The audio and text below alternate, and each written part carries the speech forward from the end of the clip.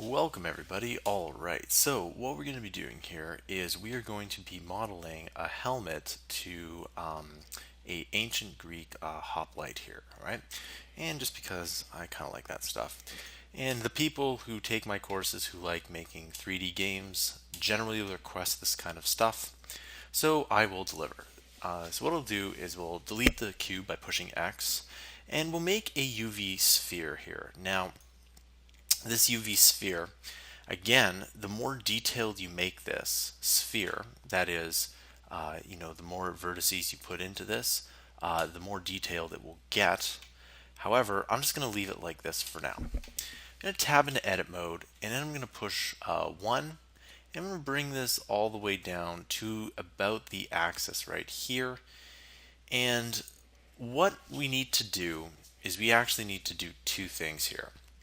First things first is I'm going to right select a vertex here, and I'm going to push B to box select, and I'm going to select all these vertices here, and I might as well delete these vertices here. Select box again and push X, and we'll delete the vertices here. So now we have kind of a cap here, but that's only half of it. So I'm going to push 1, and then I'm going to push 3. Okay, and you can see that it kind of rotates if you do that. And by the way, these are on the numpad. So 1 on the numpad, 3 on the numpad.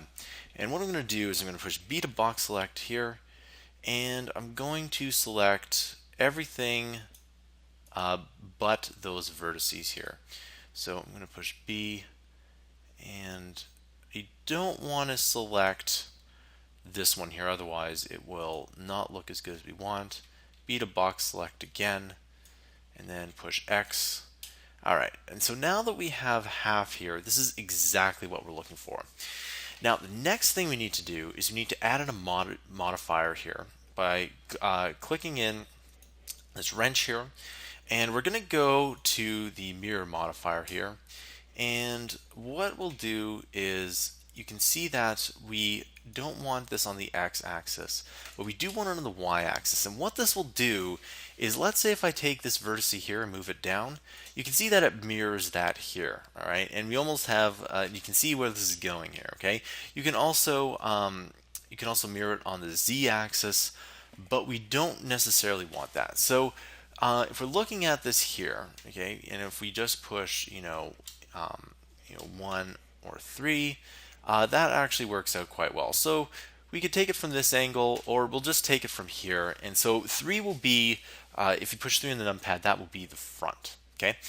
So now that we have this mirrored here, let's hop into edge select. Okay. And what we can do from here is we can actually select all of these edges and kind of bring them down. Okay.